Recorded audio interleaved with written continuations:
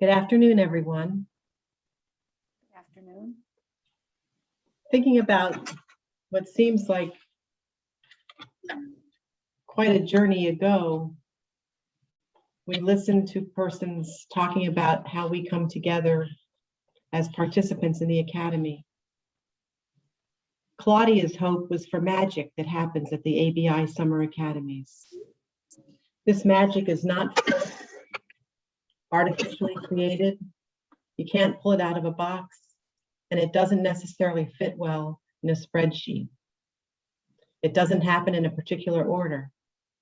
It is, however, thoughtful and intentional and respectful. And we do know when it's happening. The magic is woven by each and every one, open to being held in the sacred space of the Academy. And so now we celebrate the weavers. Before we delve into the question for this session, I would like to invite us all into our imaginations. Let us imagine being in the building of the College of Nursing at FAU, the home place of the ABI, the building that itself expresses and grounds caring. Gaze at the beautiful mosaic of the dance of caring persons on the floor of the gathering space. Hold the energy of the dance. The lush garden beyond the doors calls us to be in a spirit-filled nature, in wholeness, health, and oneness. A labyrinth is cradled there. Enter it. Carry these questions. In what ways might we move from contemplation to activism? How do we move from inspiration toward actionable ideas for leadership and caring to transform environments? In what ways might we move from magic to caring-based leadership? Take a step, one foot in front of the other. Find yourselves in the center. Breathe. Live the questions.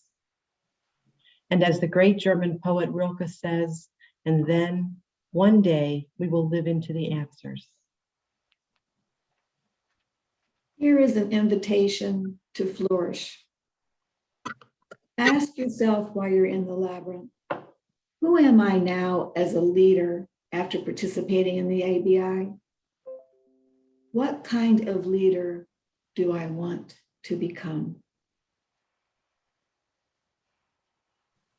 We have indeed spent the last 1.5 days journeying together, and we are living into answers. An appreciative inquiry will be used to gather our expressed priorities and compose plans to advance caring science with emphasis on leadership as an expression of caring, on caring-based leadership. And so just very briefly, the elements of appreciative inquiry are discovering, dreaming, designing, and destiny. And so discovering, we have intentionally shared stories of appreciation in the listening space created by the Synergy twins and by our coming to know one another as participants through Anne's invitation. Identifying the best of what is. Mary O'Connor started us off with her story, and stories beautifully cascaded from there. Second element, dreaming, what might be, and what are the possibilities, including possibilities for oases of joy. Each session recognized potential projects and phenomena for further exploration. Third element, designing. Now we continue to ask how we move from inspiration to actionable ideas. What should be the plans for the future? And finally, fourth element, destiny. What are the action steps for continuing this work into the future? And so now as we return to our Zoom living space, let us continue to inspire and magic our way into a dialogic, strategic plan. What should be the plans for the future, and what are the action steps? And so we would like to open it up. We've had some identified projects already.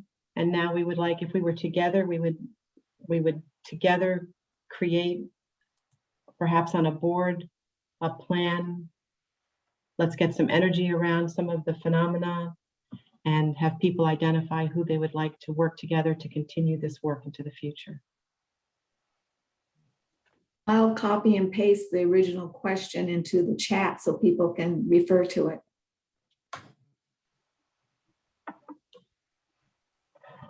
I can say something, Mary.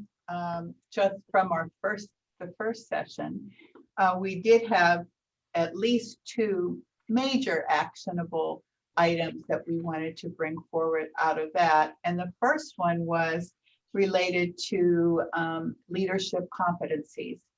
And we were looking at the AONL leadership competencies, and there was some discussion about the weaknesses or limitations, let's say, the limitations of those competencies, and really not seeing the infusion of caring science in the areas of art, science, and the leader within, and wanting to really look at that carefully and be able to transform those competencies to be sure that they did reflect caring science. So that was one, and there was a large number of people, I would say at least 6 or so, who were interested in working on that.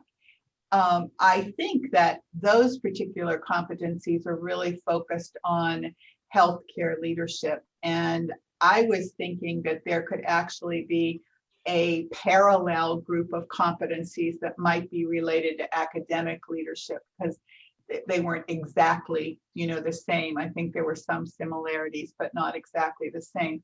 So there could be another group working on the same kind of caring competencies, let's say, for academic leadership.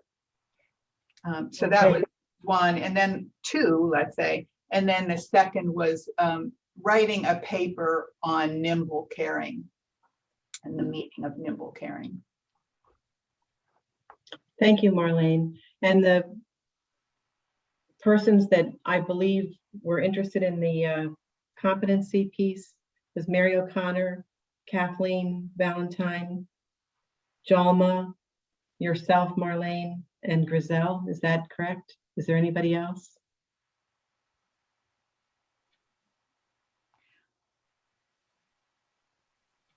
I would be interested in helping. Nancy? Mary. I would be interested in helping as well, Mary.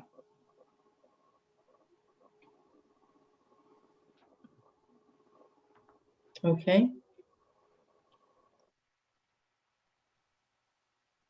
Okay, and then what about kind of a parallel project as far as Mary, I just wanted to say that I would take responsibility for convening the group. okay.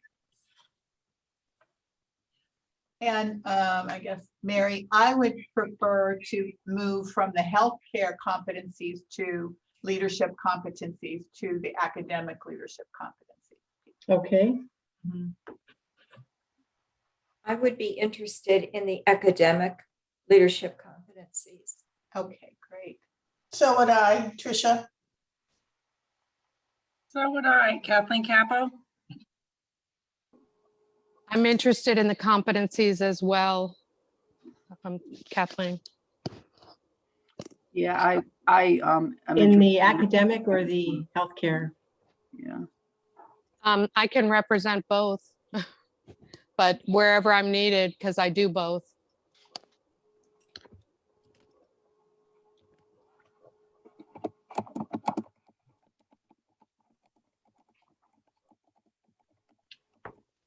Okay.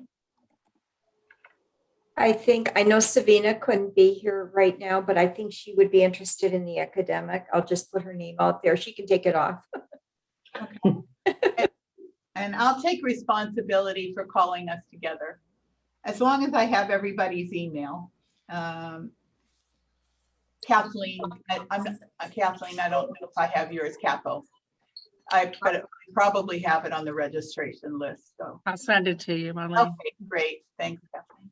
And I would be interested in the academic competencies as well. Great, Mary. Yes, Mary, I volunteered for the wrong thing. I thought you were talking about academia. And so I would rather be in academia than leadership, but I have a dual role, but my love is academia. Okay, Barbara, I got you. Yeah.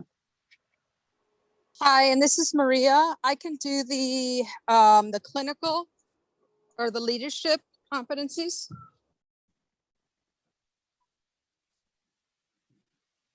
okay. I have a question, just one question, and maybe we can't answer it, maybe it's rhetorical. I'm a little confused as to what the differences are. Well, if you look at the competencies that are listed specifically in that document, Jelma, Yeah, I think there are differences, and there would be, and as I said, there's overlap as well, as we know, but there are some differences that would be, Huh. Mary, there Yes. is a question from Suzanne, or a comment from Suzanne in the chat that we might want to go ahead and address. And so Suzanne, I want to invite you to go ahead and bring this to us. More than happy to. One of the ways to create lasting, sustainable change is a methodology that invites us to begin with a vision, beginning with our end in mind, and then using that vision as a touchstone going forward is the first step in creating sustainable change. The second step is identifying the inspiration, exactly what will invite others to participate in this journey, what's going to get them excited about making this come to life. And once you've got those two things in place, the second step is infrastructure. What is it that needs to be thoroughly vetted out to ensure success? It's part of an I2E2 process developed by Jane Felgen out of Creative Healthcare Management. So that was where that came from. Thank you.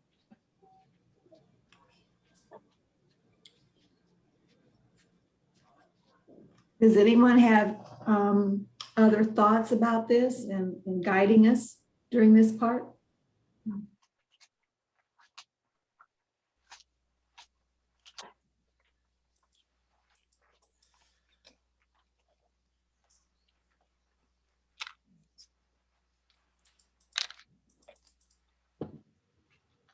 I'm Nancy, Kathleen. I guess I'm not sure what we mean by part.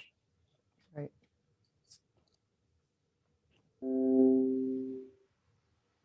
When we say what part. Oh, I was referring to maybe further exploring what Suzanne was saying and then moving on. Not a part, thank you. I would think that the groups, when they gather, can establish the vision for where they want to take the work. This is Nancy Hilton, and I offer to help with the practice arm. My request would be, we need a couple of strong of the people from academia who truly understand the language in order to, as we try to explain what it should look like, getting the right language. So Marlene, does it look like we have a couple of people on that branch as well who can help us craft it? Oh, I think, well, Kathleen, Mary, both from both places, and Maria, Grizel, Jalma also, and then Nancy, you'll join that group as well. Thank you. Mm-hmm. So the next item was that Marlene brought up was a paper on nimble caring that yesterday Zane was wondering what nimble caring looked like. Or I think I'll Zane, work what on you that, said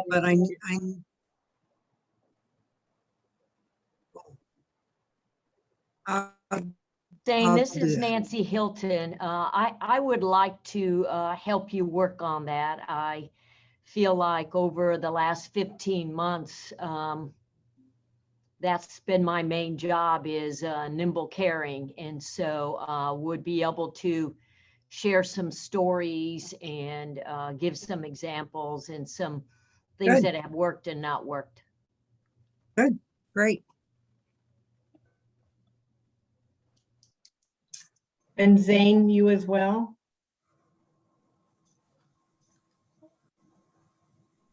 Is there anybody else? And I'd like to work on it with you from the idea of complexity, complex situations. And Great, Mary Ellen. Hi, Zane, Claire Millette. I think I'd like to be part of that too. Okay. Hi, Zane. Hi, this Claudia, is roll. Maria. I can work on that with you also, Zane.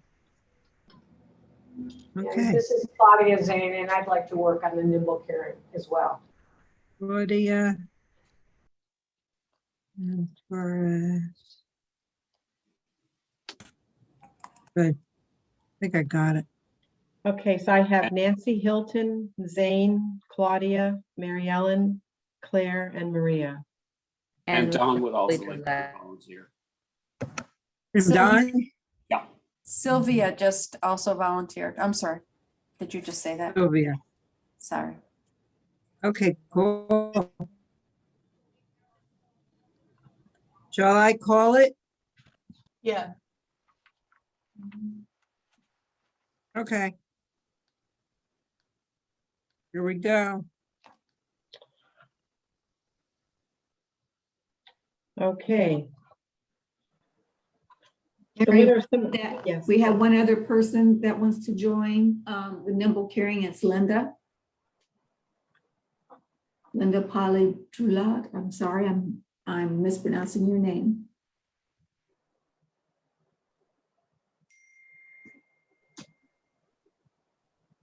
Okay. Nancy, I need Linda's name. Linda. It's in the chat, Zane. Okay, thanks. Sorry.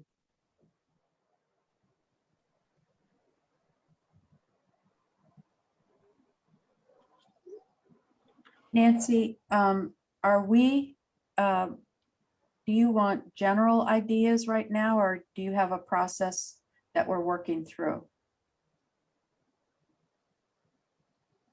Mary, what did you have on your notes there? As far as other Other ideas. things that- Yeah, but we're open to, yeah, whatever emerged during our sessions, and now, of course, bringing them back down to here, so. Well, just an observation about some of our conversations about how nursing has been witnessed. I think, Zane, you talked about the witnessing of what nursing does close up and the dignity of it. And we also talked about the dismissiveness also. It's both and, yes. And that we also, I think, collectively talked about an opportunity to be able to help others understand the power of nursing as caring more fully. And so I don't know what the action is. I just say that as an observation of some of what we've talked about, I think. Kathleen. It's Kathleen. I'm just going on this being an opportunity for others. I had jotted down a thought, and maybe this is just not even worth much more than just saying it. But I wondered about an article on caring as lived by various disciplines, why this was important, what's this process, what's the meaning? You know, it's bringing us together to talk about, in an article, about caring from various perspectives. I didn't know if that would be valuable or not. It was just an I thought as we were discussing it the other day. You know, we have had a lot of discussion in the academy about caring in COVID, caring during the time of COVID. I wonder if I don't know this literature, I haven't gone into it, so I don't know if there are papers about that now, but still, I think it could be a really substantive paper based on a lot of experiences, but also tying those experiences to, you know, carrying science to the knowledge. So Marlene, Nancy Hilton, Sabina, myself, and two of the nurses from Nancey's hospital just published an article in Nurse Leader on you. We've got your back, or they have your back. I forget the exact title, but it was all about COVID and the experience of that in ICU setting at her hospital. yeah.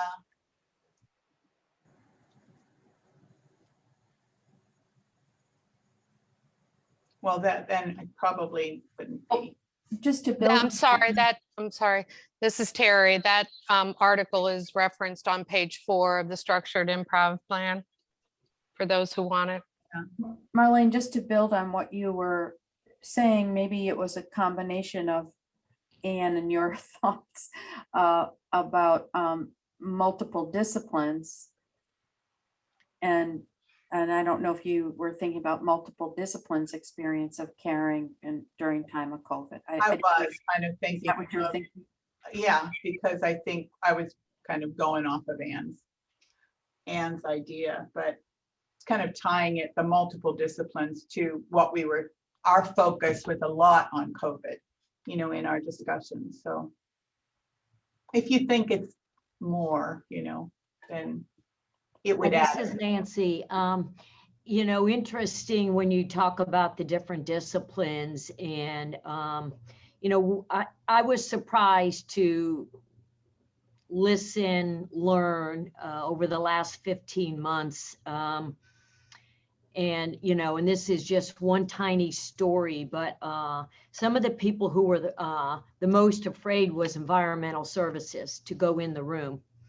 But once they were trained, they did a phenomenal job. And what we learned was that the patients considered the environmental staff, the housekeepers, to be their families, because they're the only ones who were not going in the room poking or prodding or any other intent. They were just there to be with them. So I think that might be kind of interesting to go off of that different disciplines during the COVID, the combination of what Anne and Marlene were saying. You know, Nancy, that's interesting that you say that, because even way before COVID, patients and families always liked housekeeping, environmental services, excuse me. They've always viewed that. And so maybe that's a lesson for us to learn in preparing for future disasters or whatever. But one thing that I know we have focused on during COVID, but now, you know, we have the trauma after COVID. So we may be coming to a safer place in the pandemic, but there is still much trauma that our nurses have to process and how to move forward. So that may be something to build onto what we're talking about here. I don't know, I just throw that out.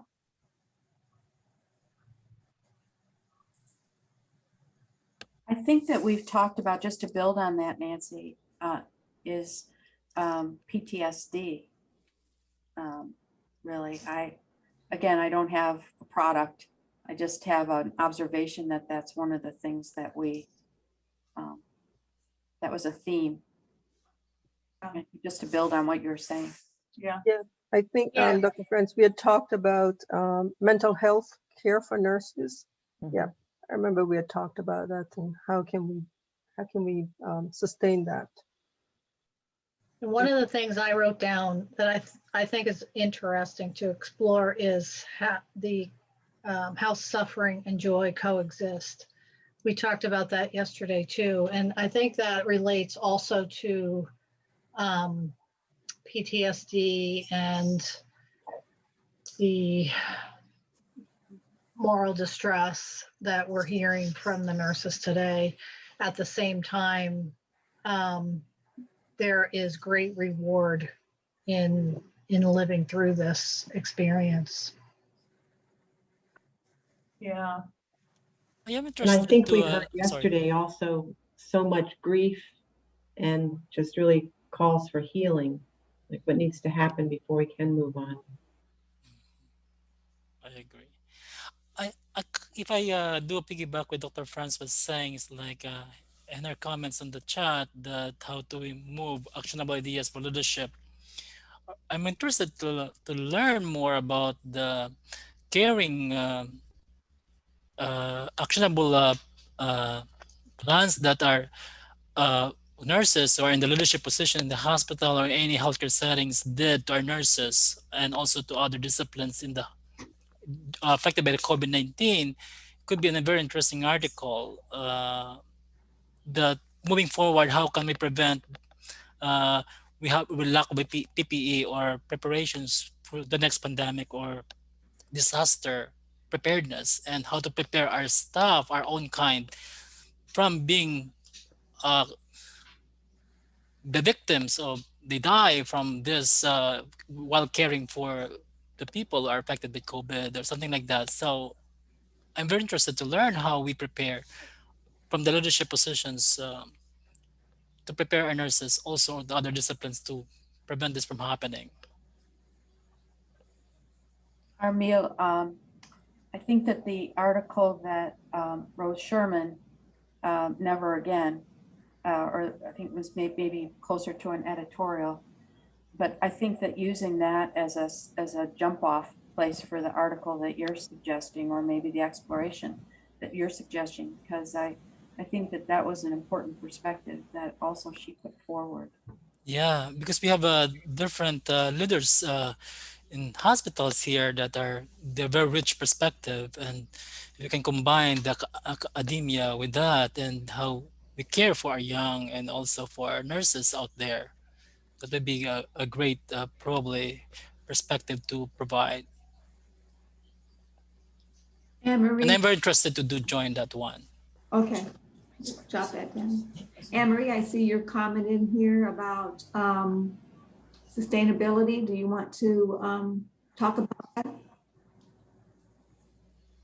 Well, I think it's important. I really appreciated Giselle's comment about an undercurrent organizational environment, atmosphere of non-caring. And I've seen that happen over and over again. You know, where the organization I worked for said they were caring and yet would not put in place ways of being caring when the need for caring existed. I remember being a director of nursing for a behavioral health system, and I was not allowed to bring in agency nurses when we were short nurses. And instead, I was held accountable and I had to come in on the night shift and work, even though I had worked the day shift. I did not last long in that environment. And in fact, the environment actually floundered, and that organization kind of doesn't exist anymore. I don't want to say the name of the hospital, but we need to keep it real. And I know nurses say that all the time. Oh, they say they're caring, but this is happening. We even see it in academia too, when we hold someone accountable and then they look at us, but that's not a caring thing to do. So that's a question that we need to work on too. Dalma, you have your hand. Yeah, I just wanted to make a comment and maybe ask a question of, because Don mentioned that one of the things that we were talking about was mental health for nurses, but I sat on the ANA task force looking at how to prevent suicide among nursing, which has increased greatly. And we wrote an article, and ultimately an article got written. There wasn't enough, even though the literature and doing the systemic research on this, I did the work on the bullying and incivility and basically organizational chaos, and that the literature has shown that by 2020, all that the organizational culture, and we've been talking about it at all, but the organizational culture contributes, is the primary antecedent to suicide ideation and burnout. And they've done all these studies and they put it together, and they basically said that it wasn't just the mental health, but the article that was written and the stuff that's been in the the ANA nurse journal doesn't really connect how caring and organizations that are caring and how they get, and how by changing that you can reduce all those antecedents, including reducing and eliminating suicide. Judy Davidson put out an article on actually that they found, because of the review of journals and letters written by nurses who have actually completed a suicide situation and ultimately died. These are specifically indicated to how much work and the organizations that they worked in contributed to that suicide. And I think we have, as people who are looking at caring and being to move things to a different culture, a different kind of living within an organization, especially healthcare, I would like to really focus on trying to make that point really implicit, and that you can't separate, from a holistic perspective, you can't separate the organization and the culture and the leadership, as well as, because even in the practice setting itself, we are also involved in, meaning all of us who work in both academia and whatever, we're also involved in academics, even though it's not specific to the structure, but we want our leaders in healthcare in the practice session to also be aware of, ground their actions in theory, to be understanding of what theory is out there and the research that has been done to show that without theory, it makes it more difficult to actually create a vision, to create that can be sustainable. And I'd like to see us actually coming from that holistic perspective and showing that you can't separate an organization from the mental health of the individual nurse. So I hear what you're saying. So you're wanting us, we need to look at it from a holistic wholeness perspective, because we really can't reduce, we can't take culture and reduce it to its parts. And yes. So connecting everything, and because caring is the major framework for this.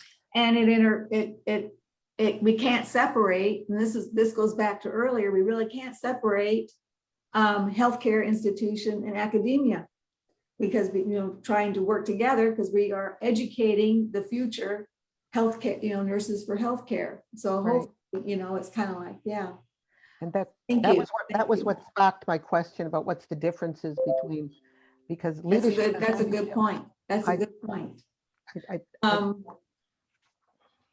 Did you add something else? No, I just wanted, I wasn't saying that we shouldn't do that. I was, separating academia from, but recognizing that it's very hard to separate when you're asking people to be someone who's caring, that has to come from a place of very diverse areas and a lot of diversity. And how do you bring that all together? And nursing is the center of all that. Exactly. Nursing is the center of that. So thank you very much for that. I'm looking back up here to Terry's comment.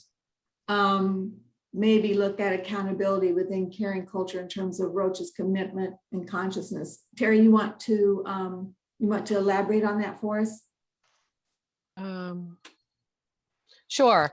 So I've taught a lot of leadership summits on accountability, on Lencioni and other people's work on how do you create accountability in professional organizations, but I've never taught it from the perspective of what Ann Boykin said, which just when she mentioned Roach and consciousness and commitment and, grounding accountability from that perspective. It was as if there was an aha moment there in terms of substance. There is, and I want to add on to that, Terry, if I could. There is I think a link from what you're saying in terms of consciousness. Consciousness cannot be separated from energy either. And I think energetically, a lot of the business, the business research and the writings in management and leadership basically are looking at the energy of the organization and what does it mean when we disturb that energy. What happens? And then we can get into complexity science, which is all about the ability to adapt in a nimble way, the ability to be resilient, the ability to how do we handle those kind of things when we have interrupted the status quo of the balance of a system energetically. And I think that what we're talking about in many ways, the energy is always there. Mhm. Thank you. Griselle, I see your hands up and I was going to ask you anyway, you asked a question earlier. Yeah, thank you. I agree with everybody's points. And I think that this is going to be a great contribution. My invitation is for us to really look who our target audience is going to be. I mean, I think that these 2 days have been, this is like the best vacation I've had in front of from my laptop. However, there's only 60 of us. And, you know, who do we want this message to go to so that it is actionable? We're the choir. We already understand this to be our truth, and this is what we want. And we are not the ones that need to hear this. You know, we need to be the promoters of it. So, you know, where do we have a place where we can have a larger audience of the people that really need to listen to this? And I'm not just talking about nursing leaders. I'm talking about healthcare leaders.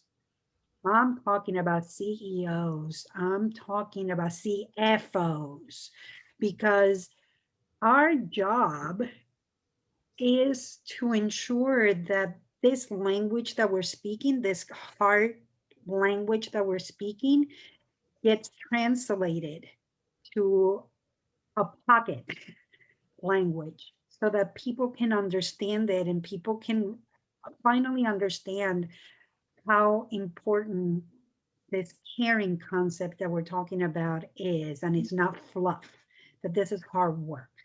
So the reason why I want to know, you know, can we put as much thought to our target audience so that we can draft a document that adds, that really validates the conversation that we're having. I see a lot of work coming through people, and you know, people creating all these big programs for quote unquote caring organizations that somehow end up getting sold to hospitals that are absolutely devout in theory. And I think that we need to make sure that ours is well-founded in this work, but we have to put it in a way that people can understand it and can make it actionable. So, you know, aside from the International Journal of Human Caring, that unfortunately only a few of us, you know, I want that audience to be a lot bigger than those of us who really speak this language. It's a good question, Marcel. It's a good question. Anne, you have your hand up? Griselle, put your hand down now, because next time you might want to come back again. I would just like to go back to the comments that have been made about the accountability and caring article. And maybe in what Terry was saying about consciousness or commitment could be pieces of it. But I think another focus of that article could possibly be being accountable for transforming a view of an organization as non-caring to caring. In other words, if organizations are made up of, if we believe, caring persons, how do we create an article to speak to the value of all persons, understanding those views, and how to infuse that so there is no non-caring language within that organization, but rather an understanding of differences. Oops, did I just get lost here? I don't know what I. Oh, this. Okay. Anyway, was my comment. I just think that article on accountability and caring could be pretty interesting. So when you're talking about that, Anne, it makes me think about, so transforming it within an organization, value of all persons, it kind of sends me right back to Dr. Ray's theory. And,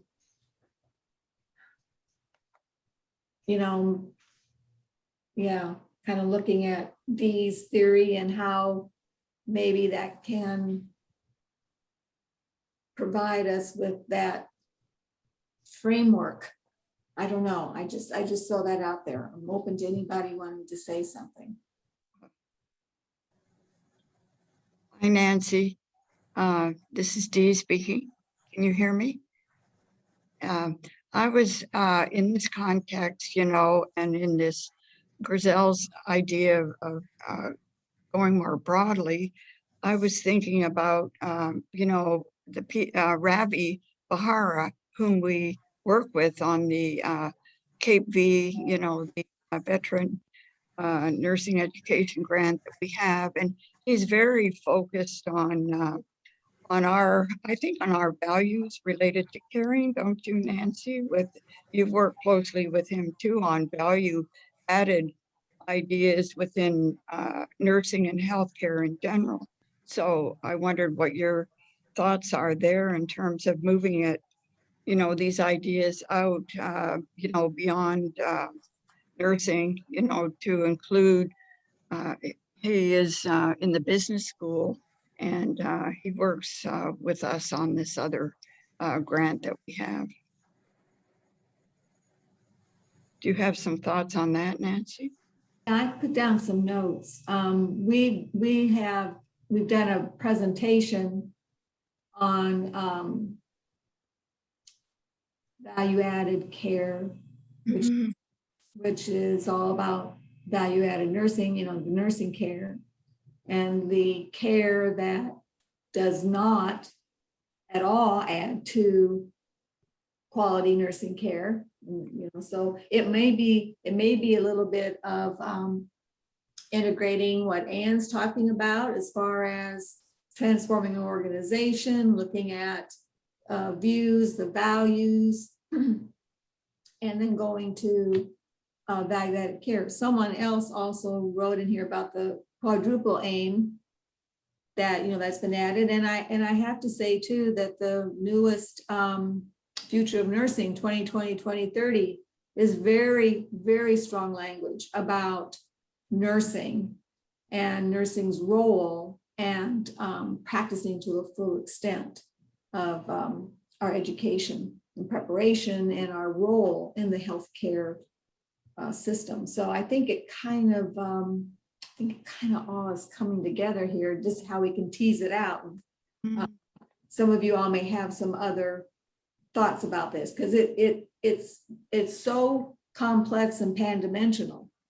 It's how do we, and trying to reduce it into different parts, we don't want to lose the essence of what we have dialogued and what's brought us together for the past day and a half. Well, even within that notion of nursing now, where with any healthcare policy, nursing needs to be central and focused and be at the table and co-create policy that relates to healthcare, not only, within the United States, but worldwide, globally, and so there's this focus now on global nursing and our contribution to our global healthcare and our contribution to that development. Mhm. Yes. Kathleen, I see your hand up. Thank you. Nancy, I had put in the chat too about the 2030 future of nursing, and that document, those documents that come from IOM always have a lot of influence. They have opinion leaders there, and I think that if we could craft key messages or an article or meetings with those folks who have been part of that, I think that that's a very good audience to be able to bring these concepts to. And to Zane's point, the dignity and the witnessing of how nursing has mattered very visibly to the public and to other professions. So I think there's an opportunity there. But then when you and Dee were talking about the project that you're working on and how far reaching the military, I don't want to say infiltration, but influence is, I think that's another very, that's another audience that has a great deal of impact. So my thought is, I think Giselle, that we're talking about who our audience is. I think that we should aim toward very specific audiences that are major opinion leaders.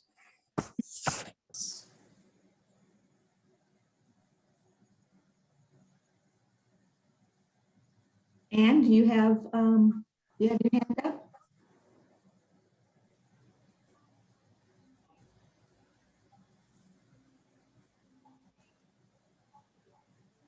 Saw our picture pop up, so I thought maybe and Kochi. Oh, you're talking about Ann Kosi? Yeah, and I didn't put up my hand, but I've been sitting here very quietly. I'm new to your academy. I've thoroughly enjoyed this time for the last 2 days because caring is the essence of nursing.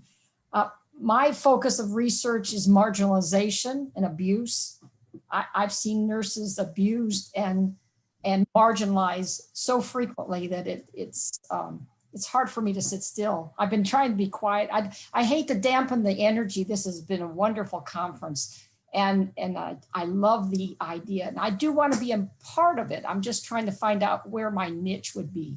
But, in marginalization, if you know the sub-concepts of there's 7 sub-concepts: voice or lack thereof, and power or lack thereof are the two of the focus sub-concepts I really get involved with. And nursing, even though we're the largest segment of healthcare, we are the quietest, because we are not at the table. We're not there to make the decisions, to be part of the policy.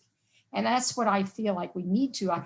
I like the idea of looking for the audience as to where we can get the most bang for our buck. I mean, stop and think. We've got 60 people here, but again, it's talking to the choir. We are the ones that see it, but we need to talk to the CEOs. We need to, it's just a thought. My daughter is a labor and delivery nurse, and I mean, she's worked all through COVID and even, trying to help in many different ways. So it's for Nurses Week. The CEO puts out a huge sign in front, heroes work here. And then he gave a bag of generic ice cream sandwiches to each unit. And that was his idea of rewarding the nurses. And it's just like, how can you do that? I mean, and then I heard the feedback from my daughter and these nurses who have worked there all through COVID and, doing the best they can. And that's the kind of response they get from the administration. And their nursing leader, their director of nursing, is more administration than she is an advocate for the nurses. And she and I have had some words about it when they did not provide the personal protection as my daughter was working there. And, I've written letters to the editor about it and different things, but we need to get in the right audience. And I agree with what Kathleen said. We need to get with the audience of and those with the culture of care. That newest cult,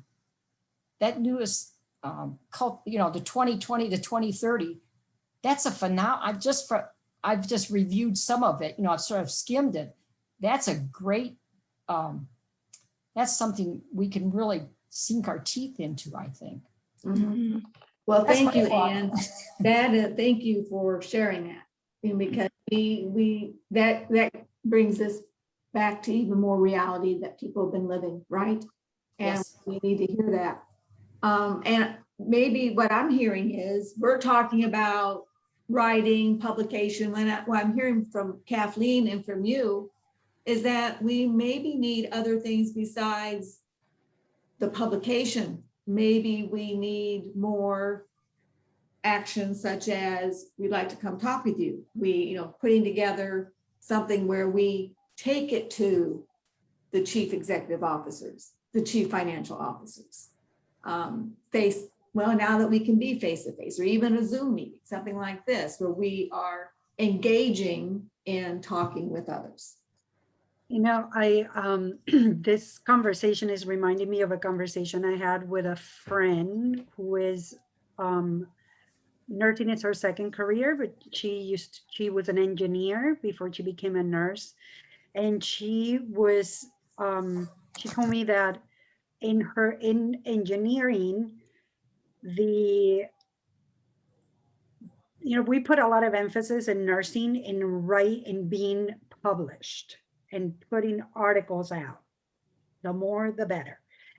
And for them, it's the conversations, it's going to the symposiums and presenting their ideas to other people so that they can listen to them, so that things can actually get done. And to your point, Nancey, I think it was Nancey, the one who was speaking. We probably need to be a lot more broader in how we package, if you will, the message that we want to give, and not just for articles, because by the time these articles get published, there's going to be something else will be in vogue. Like, what can we do that is tangible in the next few months that we can begin to spark the interest of the work? I think that, from webinars or just things like that we can really capture an audience right now. I'm sorry to interrupt. What about the idea of a webinar or through the ABI? That's one of the things that's on our strategic plan. One of our hopes is to develop and have webinars, podcasts. So maybe that may be just a great thought there. Sorry to interrupt. I think another thing is another avenue for us or an audience to tap into is the legislature. They're constantly looking at potential laws or whatever that they don't always get the sense of nursing. And so our voice at that level is extremely important. I know it's always difficult to meet with representatives and senators in your particular areas, but it really is important. We've been able to, at least in our state, been able to stop some potential laws that would have had a negative effect on nursing. So I think being legislatively aware or politically active is extremely important. Mm-hmm. Absolutely. And Armiel put in here, Jama said something about publicity campaigns, webinars, as Dr. Boykin said. Armiel saying partner with other organizations like Sigma to also do joint webinars possibly. And yeah, have I missed anybody in here who wants to? I think I just want to add my support for if you want something very quickly, putting together a webinar based on some of what we've discussed here, the major points. You know, a couple people doing the webinar and then, yeah, having it through. I would like to be on that. Would Marlene, you want to be on that? No, I don't, but. You know, I think that a webinar series with a panel discussion of some of the colleagues here that for the last 2 days share how their caring science came through, that will be so impactful, I feel. I think it would be a great webinar. Yeah. Yeah. Yeah, very powerful. And we could do it, you know, that could be something that could be put together fairly quickly. Yeah. I think I think this is my observation only. I may be wrong with the webinar. Sometimes we challenge with the audience. We put in good webinars, and we only like few hundreds of audience that we can tap in. So if we can do enter organizations among nursing groups, I think it would be make more sense to reach out a broader audience out there, not only Sigma or AACN or critical care nursing group, and with the tie in with the ABI leading it. I think it will make sense if we can reach out more audience out there and get more words to disseminate, because it doesn't make sense that we have good webinar and only few people will hear it, you know, and it dies down right away, you know. Right.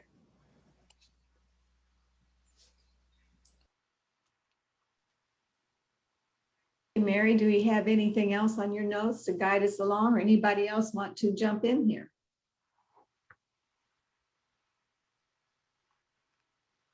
I think in the spirit of all the members in the circle of caring, that to remind people that are invited to these webinars to be inviting other people, other views from the dance of caring.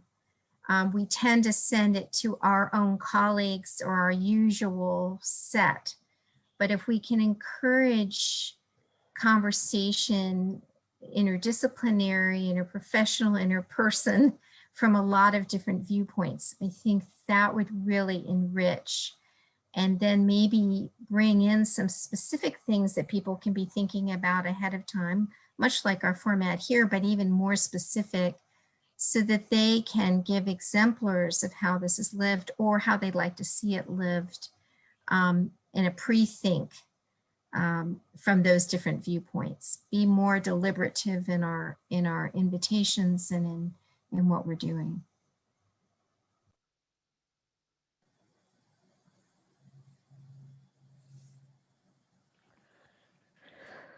Thanks, Mary Ellen. So who wants to do the webinar? This is Dee. I can work with Nancy on the webinar. I was thinking about, you know, Marlene and Nancy, when Colonel Potter developed, you know, the webinars, you know, for the military, and how enormous it was in terms of reaching to a worldwide audience, and her ability, you know, I mean, she's a consultant on our Cape V grant. I think she would enjoy being a part of this development as well, because of her focus on caring and how she brought that, you know, to the military, not only the Air Force, but, you know, the whole Defense Health Agency, and was able to work multidisciplinarily with so many different groups, you know, and to be able to articulate caring from a point of view that can be understood by many different disciplines. And especially when you're looking at a military audience, you know, you might not think that they would have an interest in caring, but they did. And even to the point of the Space Force, you know, and so nursing is able to reach these broad dimensions, and it's just maybe having an avenue to do that, you know. So I was thinking about her, Dr. Potter. She's retired now from the Air Force, but she helped us on our Cape V grant, and she's excellent on these webinars. So she would be a great person to have as part of this webinar development, I think, Nancy. Oh, I think that's great. We'll definitely write that down. I see that Maria Torres and Griselle want to join us, and Suzanne. Yeah, I'm happy that, this is Kay. I just want to say, I think it would very important to have somebody from practice be involved, because they can give everyday life situations as well, and their expertise. So happy to see those of you who are in practice who would be joining this. I would be interested in working on it. It's Trisha. I'll also work with the group. Yeah, I'm also interested to help. Question? Yep.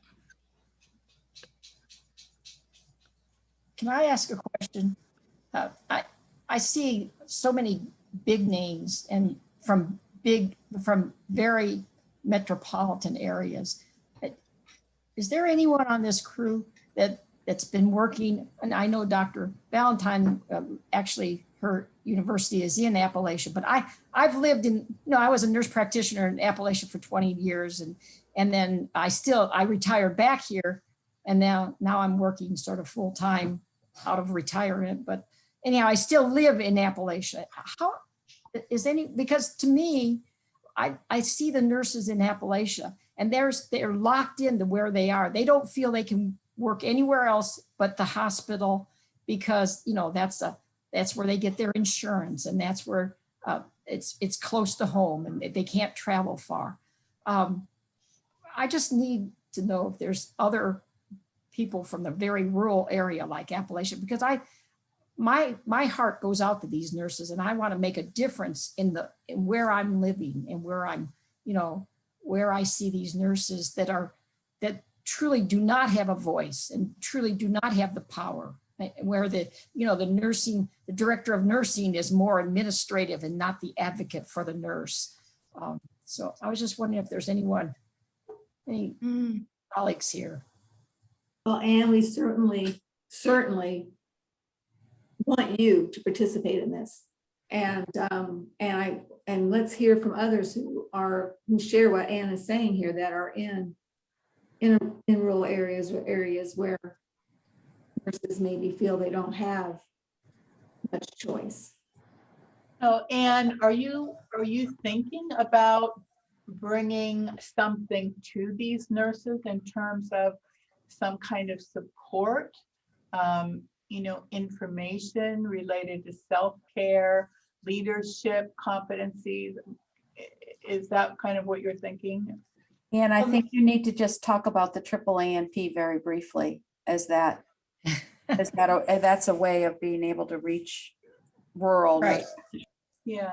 The thing about it is, I actually was retired. I worked 10 years down at Texas Women's University in Houston. I retired to Tennessee thinking I was going to prop my feet up or something. And Dr. Valentine brought me out of retirement. And I'm the coordinator or director of the Appalachian American Alliance of Nurse Practitioners, which is a network where I'm in the process of we are in the process of developing as part of the School of Nursing of Clemson, Clemson's School of Nursing, and the Center for Research on Health Disparities. Actually, we've only been in existence for a little more than a year, but we've had educational series of, having some modules that we teach, and that we've been giving continuing education to nurse practitioners, trying to help them with their professional development and advocacy. And anyhow, that's okay. Thank you. Okay.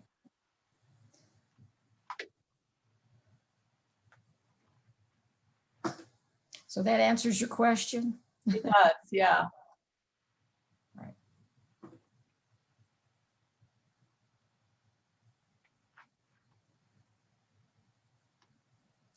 So actually, I do have some experience developing those modules, and so I don't mind being a part of the webinar if I can help in any way. Thank you. Thank you.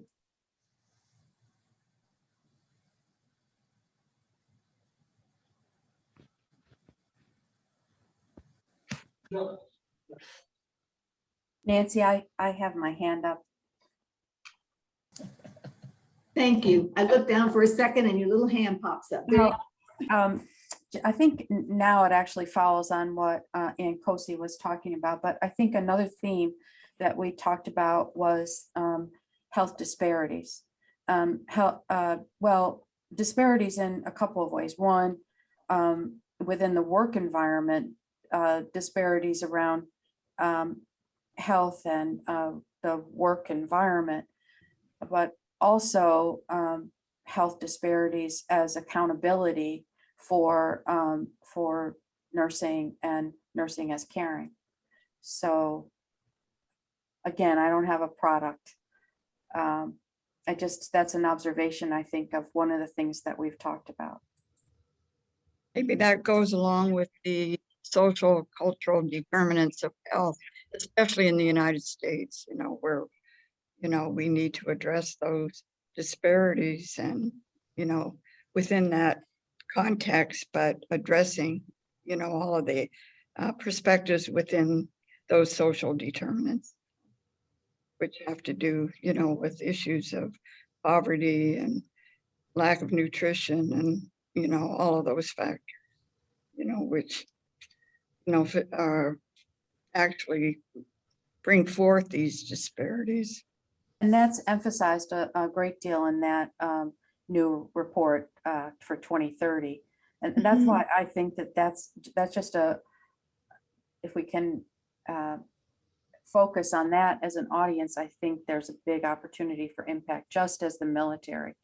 Dee, I'm just reinforcing that. So also, we're talking about disparities, but also the Sustainable Development Goals, which shows nursing's role globally, as Dee was saying, and Kathleen, as you were saying too. I'm just thinking, maybe add that in there. That is infusing caring into our role with that as well. Well, and we have that new perspective within holistic nursing, the Global Academy for, the Global Academy for Holistic Nursing, which is just coming forward. And I feel very honored to have been selected as an honorary scholar within this Global Academy. So that induction is going to take place at the end of this month, actually. So there again is a way of, being what we call a global ambassador, for nursing and working with the, the global health agencies, the WHO and ICN and European Society for Person-Centered Healthcare and those organizations. Thank you, Anne Marie, for your congratulations. It's a great honor.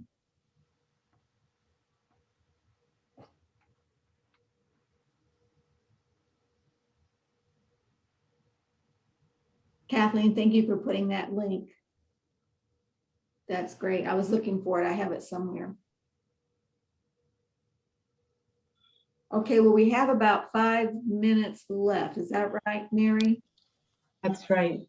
Would anybody else like to commit to one of the areas that we've talked about? We have a large number of people interested in working on the webinar and on the competencies and the paper on nimble caring. I don't have names for any of the others. For the disparity, that's a very interesting topic. Disparity within the nurses or within our organizations itself, or because Dr. Ray mentioned about the social determinants of health, which could be global in nature. But if you focus, it includes all. Yeah. Or they're certainly interrelated, interdependent. I see, because I'm interested to learn about if we create disparity among nurses by offering incentives to travel nurses, and that creates another problem for others, that a shift of the workforce tilted at some point during the pandemic, or was it well thought interventions to aid for the needs and then create another problem, something like that. So was it a disparity that is not a short-sighted one? So I'm interested to learn that one too. Okay, Kathleen, you have your hand up, but I was going to ask you a question too. When we're looking at, we don't really have a product, like you said, for the health disparities, like in the work environment, and then as accountability for nursing and nursing as caring, maybe we need like a little work group on this to see if there's what can come out of it, because obviously there's so much packed into this 1.5 days that we might need more time to reflect on and think about. So, well, Kathleen, what I was wondering, and Mary, that's why I had my hand up, is I think we didn't talk about the crosswalk between the competencies in leadership. And I think that the competencies in leadership, Nancy, do talk about social determinants of health. And so what my thought is that might be a place to start anyway, so that we don't anyway, that's my thought. And the other part of the other part of my thinking about that crosswalk is that it results in key points, key talking points, key messages that we would share with our colleagues in strategic forums, as everyone has been saying, that can create impact. So I don't know if that addresses what you were suggesting, but.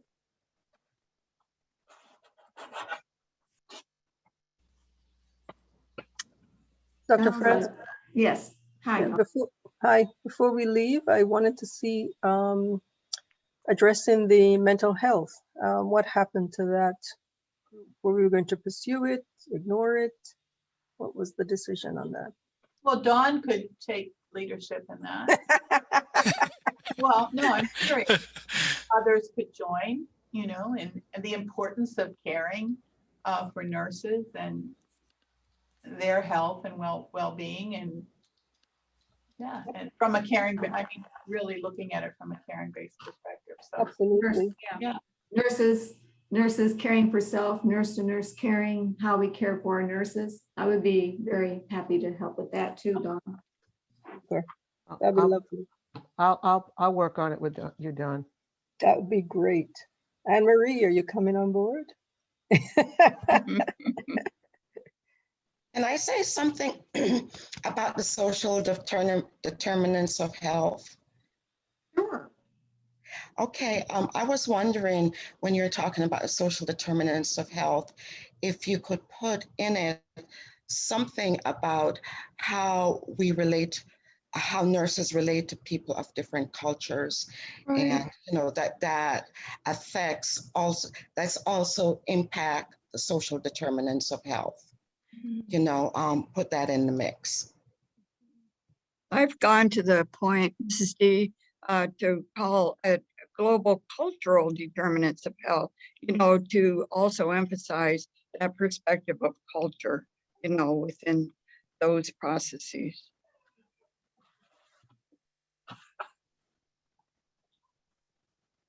So it's 2:30. So I'm wondering if at this point, what we need to do, Nancy, is kind of put together a draft with what we've heard here today, and then send it out so that there can be kind of a continuing additions and deletions, so that we make sure that we have everybody's desires or commitment for working into the future. Yeah, and I would also like just to invite, you know, those of you that might be new to the Academy and might not feel like maybe you know everybody, but to jump in, and we'll welcome you. You know, even students who want to be mentored in some way with some of these projects, be great opportunity. So Mary and I wanted just to say, sort of in closing, that, you know, because of the complexity and pandimensionality of this particular academy, we want to continue with the invitation to flourish. We, after we've had some space and time away from the academy where we're reflecting, we encourage you to reflect and send us your reflections. You can email them to Mary and me. Because like Marlene said, sometimes, we hesitate to speak up, or like with me, I need to have some space and time and to think and reflect. And so please send us those reflections, and then we'll get back in touch with you.